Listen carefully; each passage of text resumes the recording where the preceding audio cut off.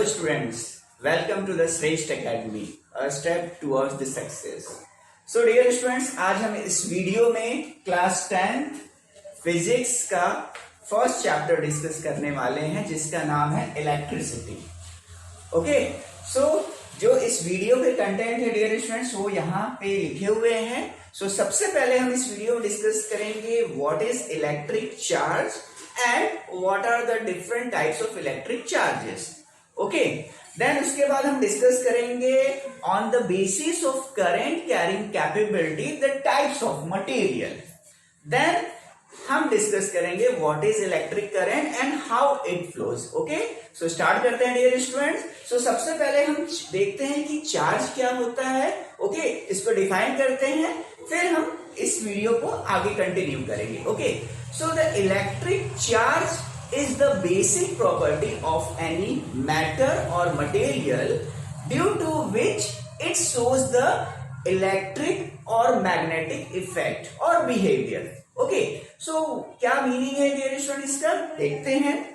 So जो electric charge होता है वो किसी भी मटेरियल की बेसिक प्रॉपर्टी होती है जिसके कारण या तो वो इलेक्ट्रिक इफेक्ट को शो करता है या मैग्नेटिक इफेक्ट को. ओके, सो चार्ज के इलेक्ट्रिक इफेक्ट के कारण ही जो कंडक्टर्स है उनमें इलेक्ट्रिसिटी फ्लो होती है और चार्ज के मैग्नेटिक इफेक्ट के कारण ही मैग्नेट किसी भी मैग्नेटिक मटेरियल्स को अट्रैक्ट करता है.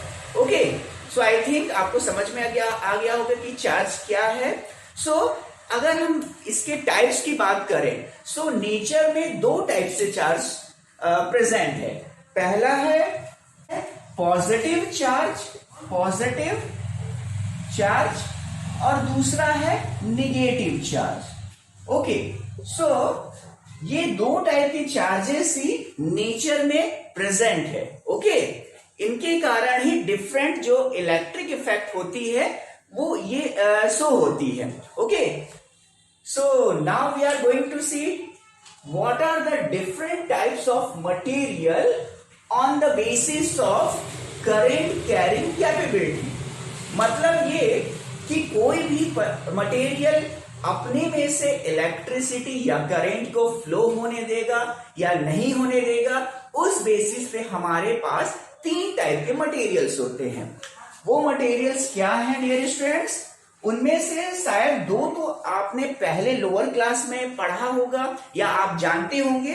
तीसरे मटेरियल से उतने ज्यादा फैमिलियर नहीं होंगे, तो उनके बारे में मैं आपको ब्रीफ डिस्क्रिप्शन दूंगा. ओके, सो पहला है कंडक्टर. Okay, conductors. सेकेंड होते हैं इंसुलेटर्स और थर्ड है semiconductor. Okay, so dear students ये जो क्लासिफिकेशन है, okay, this is based on the current carrying capability. Okay, so देखते हैं कि कंडक्टर्स क्या होते हैं. So conductors are those materials which passes electricity through it easily. Means वैसे मटेरियल जिनमें से इलेक्ट्रिसिटी या करंट इजिली फ्लो हो जाए उनको हम कंडक्टिंग मटेरियल या कंडक्टर्स कहते हैं. फॉर एग्जाम्पल जितने भी मेटल्स हैं dear students, all metals are the examples of conductor. Okay, for example copper, aluminum, iron. Okay, so these are the examples of conductors. Okay, so second है insulators. So insulators are those materials which does not allow electricity to pass through it. Okay, so insulators वह होते हैं जो अपने में से electricity या current को फ्लो नहीं होने देते. Okay, for example wood, then rubber, plastics. Okay, so these are the examples of conducting sorry, these are the examples of insulators or insulating materials. Okay. Now, third, dear students, इसके बारे में I think आपको ज्यादा knowledge नहीं होगा. So, semiconductors are those materials whose property lies between conductors and insulator. मतलब वैसे material जिनकी प्रॉपर्टी इंसुलेटर और कंडक्टर के बीच होती है उनको हम सेमीकंडक्टर मटेरियल्स कहते हैं. ओके, यह ना तो बहुत अच्छे कंडक्टर्स होते हैं और ना बहुत अच्छे इंसुलेटर होते हैं, ये बीच के होते हैं. ओके, सो एग्जांपल्स क्या है dear student? So silicon and germanium. Okay, silicon and germanium, these are the best example of semiconductor materials. Okay, so इसके बारे में आप थोड़ा डिटेल आगे हायर क्लास में, क्लास 12th में आप पढ़ेंगे. So dear students, ये सेमीकंडक्टर मटेरियल हमारे लिए कितने इंपॉर्टेंट है इसको मैं आपको एक एग्जांपल से एक्सप्लेन करता हूँ. Now dear students, नाउ आपको पता है कि now we are living in a digital world और इलेक्ट्रॉनिक वर्ल्ड. नाउ हम आज जितनी भी चीजें यूज कर रहे हैं, बहुत सारी चीजें जैसे computer, laptop, mobile phones, all are electronic devices. Okay, so dear student, जो इलेक्ट्रॉनिक डिवाइसेस होते हैं या सर्किट्स होते हैं वो इलेक्ट्रॉनिक कंपोनेंट से बनते हैं, और जो इलेक्ट्रॉनिक कंपोनेंट्स है वो सेमीकंडक्टर मटेरियल से मिलकर बने होते हैं. मतलब जितने भी इलेक्ट्रॉनिक कंपोनेंट, जैसे आपको पता नहीं है लेकिन मैं भी फिर भी आपको बता रहा हूं, जैसे डायोड, ओके, ट्रांजिस्टर, ये इलेक्ट्रॉनिक कंपोनेंट्स होते हैं. तो यह सिलिकॉन और जर्मेनियम मटेरियल से मिलकर बने होते हैं. ओके, सो अगर हम ये कहें कि सिलिकॉन और जर्मेनियम अगर हमारे पास नहीं होते, सो आज तो हम इसके बिना ये जो डिजिटल वर्ल्ड है इसकी हम कल्पना नहीं कर सकते. ओके, सो अब आपको शायद समझ में आ गया होगा कि सेमीकंडक्टर मटेरियल हमारे लिए कितने इंपॉर्टेंट है. अभी तक हमने इलेक्ट्रिक चार्ज और इलेक्ट्रिक टाइप्स मटेरियल्स के बारे में डिस्कस कर लिया. नाउ अब हम देखने वाले हैं कि what is electric current and how it flows. Okay, so देखते हैं डियर स्टूडेंट्स क्या होता है.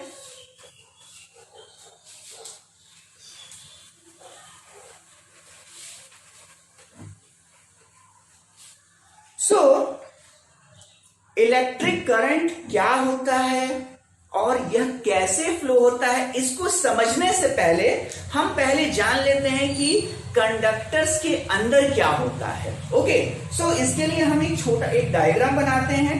सो नाउ डियर स्टूडेंट्स, देखते हैं what is the meaning of this diagram.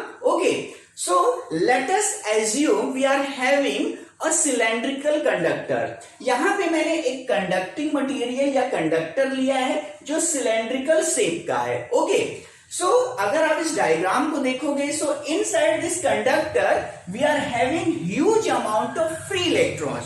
सो कोई भी कंडक्टर हो या कंडक्टिंग मटेरियल हो, उसके अंदर ह्यूज अमाउंट ऑफ बहुत सारे millions of electrons, free electrons present होते हैं. ओके डियर स्टूडेंट्स, एक्चुअली ये इलेक्ट्रॉन ही डिसाइड करते हैं कि वह कंडक्टिंग मटेरियल है या इंसुलेटिंग मटेरियल है.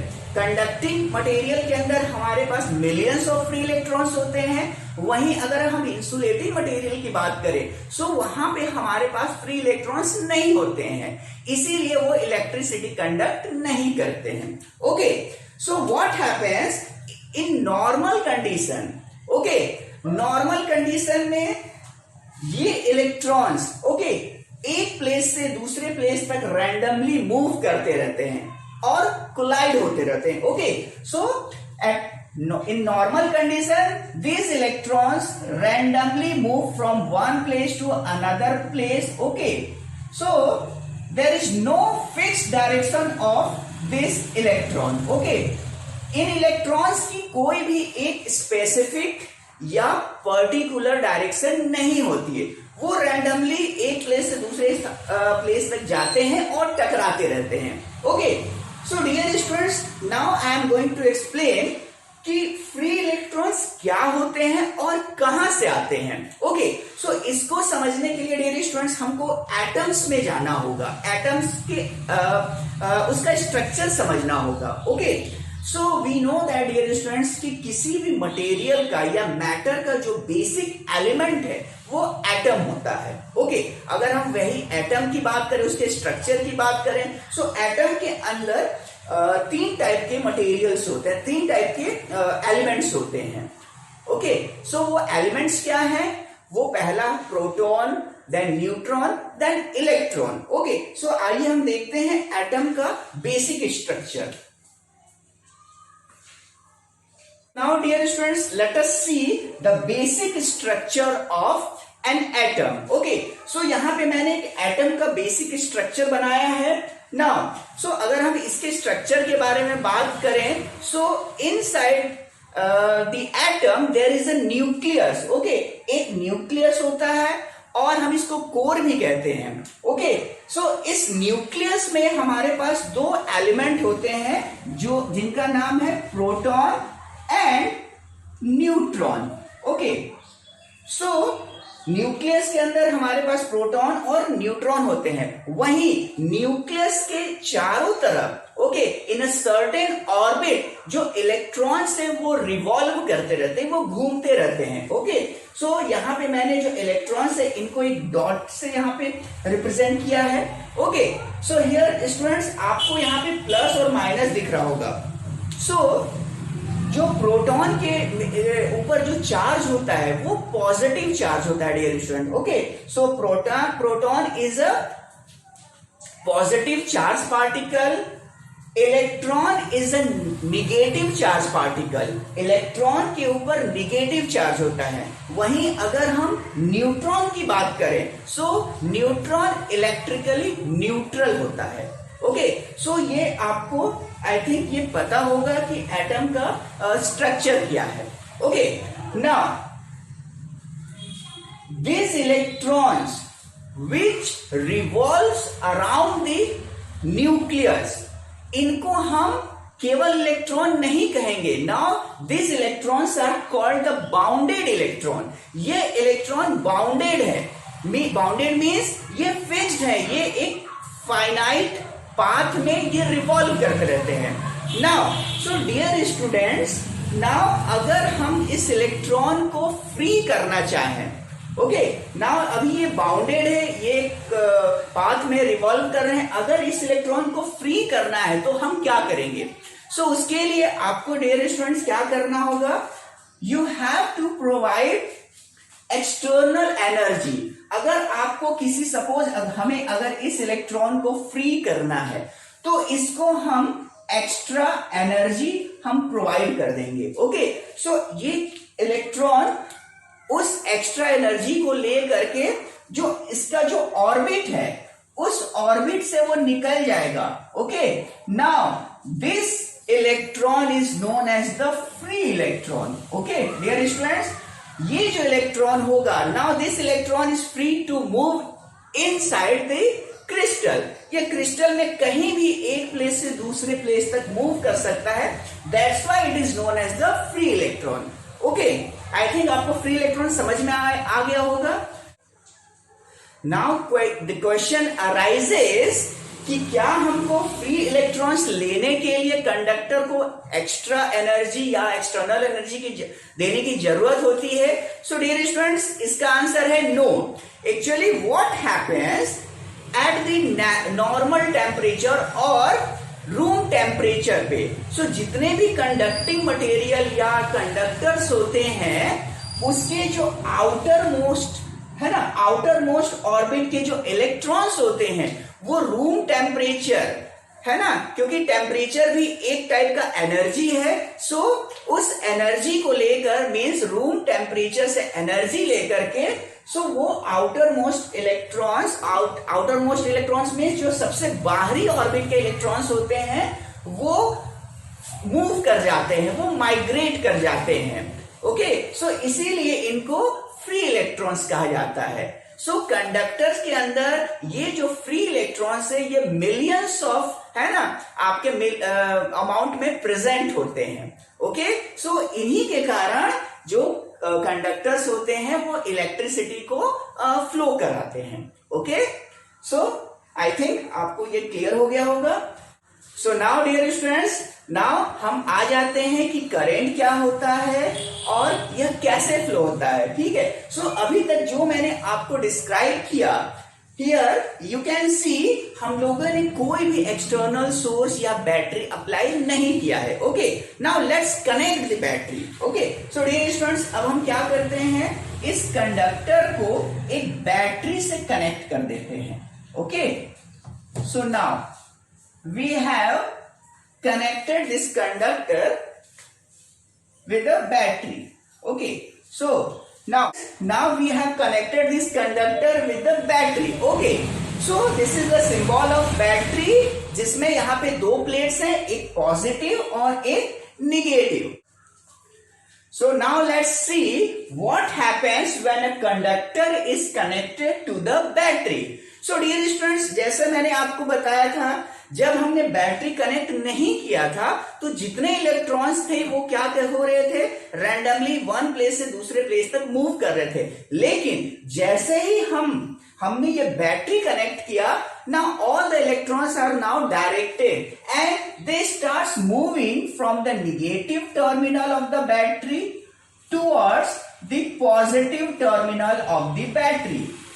मीन्स जो इलेक्ट्रॉन्स है वो अब क्या होंगे, ये बैटरी के निगेटिव टर्मिनल से फ्लो होकर बैटरी के पॉजिटिव टर्मिनल की ओर ये अट्रैक्ट होंगे। Now since we know that, okay, so dear students, we know that like charges repel and unlike charges attract. So dear student, what happens here, electrons, so electrons are coming from the negative terminal of the battery. Okay, so ये जो electron है जो negative terminal से आ रहे हैं, but since we are having huge amount of electrons in the conductor itself, तो क्या होता है, ये जो लाइक चार्जेस है, because of like charges, okay, electrons repel each other. So electrons क्या होंगे, उस रिपल्सिव फोर्स के कारण अब ये स्टार्ट कर देंगे मूव करना towards the positive terminal of the battery. Okay, हम इसको ऐसे ही समझ सकते हैं डियर स्टूडेंट्स कि जो now unlike charges attract, so यहां पे ये बैटरी का पॉजिटिव टर्मिनल है। ओके, सो जो इलेक्ट्रॉन्स हैं वो अट्रैक्ट होने लगते हैं towards the battery, towards the positive terminal of the battery. So what happens, so in this way you can see the flow of charges begin. Okay, यहाँ पे जो हमारा जो इलेक्ट्रॉन का जो फ्लो है, एक मूवमेंट है, वो स्टार्ट हो गया। Now electrons are now circulating, okay, around this path. Okay, so current is nothing but it is the flow of charges. Okay, so flow of charge, अगर हम सिंपल वे में current को define करना चाहें तो current क्या है, simply electron का फ्लो होना ही करंट है। ओके, अब इसको हम एक मैथमेटिकल फॉर्मूला से भी देखते हैं। So mathematically a current which is represented by I, current को हम I से रिप्रेजेंट करते हैं। सो I is equal to Q upon T। सो यह करंट का एक मैथमेटिकल एक्सप्रेशन है। यहां पर Q हमारा चार्ज है, यहां पे जो हम लोगों ने Q से रिप्रेजेंट किया, it is a charge. Okay, and T is the time. So mathematically current I is equal to, it is a ratio of Q upon T. Okay, so अगर हम मैथमेटिकली डिफाइन करना चाहें तो what is current? So current is nothing but it is the flow of charges per unit time. Okay, so एक second में जितने charges flow होते हैं थ्रू अ पर्टिकुलर एरिया, उसी को हम करंट कहते हैं। मान लेते हैं कि एक कोई भी कंडक्टर का एक हम रीजन ले लेते हैं, सपोज ये कंडक्टर का हम रीजन ले लेते हैं। ओके, एक पर्टिकुलर हमने एरिया लिया है। सो इस एरिया से एक सेकेंड में कितने चार्जेस पास होते हैं उसी को हम करंट कहते हैं। Okay, so once again let's define current. So current is the flow of charges per unit time. Okay, now I think आपको ये क्लियर हो गया होगा कि what is the current and how it flows. So current कैसे flow होता है? whenever a battery is connected to the conductor, then the flow of charges, or we can say the flow of current starts. Okay, so actually होता क्या है, जब हमने battery connect किया तो वहां पे एक पोटेंशियल डिफरेंस डेवलप हो गया। ओके, सो मैं नेक्स्ट वीडियो में आपको पोटेंशियल क्या होता है, पोटेंशियल डिफरेंस क्या होता है, प्रॉपर्टीज ऑफ चार्जेस क्या है, ओके, ये मैं नेक्स्ट वीडियो में डिस्कस करूंगा dear students. Okay, so dear students, the conclusion is that जब भी हम किसी कंडक्टिंग मटेरियल या कंडक्टर को किसी एक्सटर्नल सोर्स मींस बैटरी से कनेक्ट करेंगे, सो कंडक्टर के अंदर जो इलेक्ट्रॉन्स है उनका फ्लो स्टार्ट हो जाता है, मींस करंट फ्लो होने लगता है।